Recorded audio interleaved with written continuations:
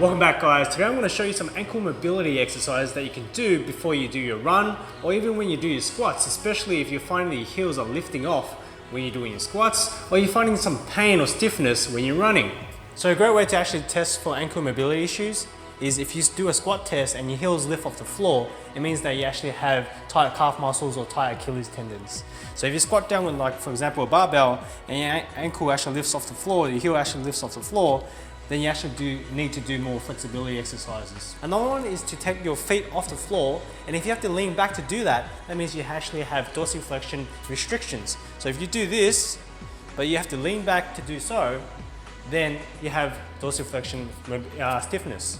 This is an ankle dorsiflexion mobilization technique. First, put a power band against a pole and then put your foot into it and create some sort of tension by moving forward and squatting down. So what happens is the band pulls the distal part of the tibia back, which is the furthest part of your shin bone away from you. As you lean forward with the tension, it creates this dorsiflexion against your foot and your ankle, and this creates ankle mobilization in dorsiflexion, which is what you need when you do squats. What's even more important is to start off back and forth and then lean side to side. Try to hold at the point of stretches for about 1 or 2 seconds and then move to another point. Now this is a deep squat mobilization technique. Since you're in this position, in a squatting position, it's a pretty good idea to put yourself in this position and stretch it out. You always try to hold this position for about 30 seconds at first, then try to get to 1 minute, and at the end maybe in 5 minutes. You might feel some pain and tingling, stop at that point and then relax and try it again later on. Now if this is too easy for you, lean side to side in different angles and hold that position for about 10 seconds and then move to another angle. What's amazing is that my grandma can sit in this position and she does most of her housework in this position as well. And she has no low back pain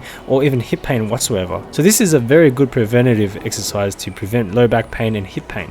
This is foam rolling the calf muscle. Just put your Achilles tendon on top of a foam roller and then move up and down. Now if you don't feel like anything's happening, just put your other leg on top of that leg, and that adds more weight and more pressure onto the tendon and the muscle, and glide back and forth. Now if you want to work it even more and create a myofascial release, just dorsiflex the foot back and forth, and that creates active myofascial release, which is more effective of a massage. Remember to do both legs. This relaxes the calf muscles and therefore give you more range of motion and dorsiflexion. Do it for a minute on each leg and then relax and do 3 or 4 sets. Now this is one of the best calf muscle stretches that I do. Just place the ball of your foot against a wall or against a pole, lock out your knees, and then lean into the wall or lean into the pole with your chest. Now make sure your back is nice and straight as well. Hold this position for about a minute. Now if you do feel pain and tingling in this leg, just back off a little bit. Guys, if you do have pain in your ankle or your feet, make sure you get it checked out and get it treated properly.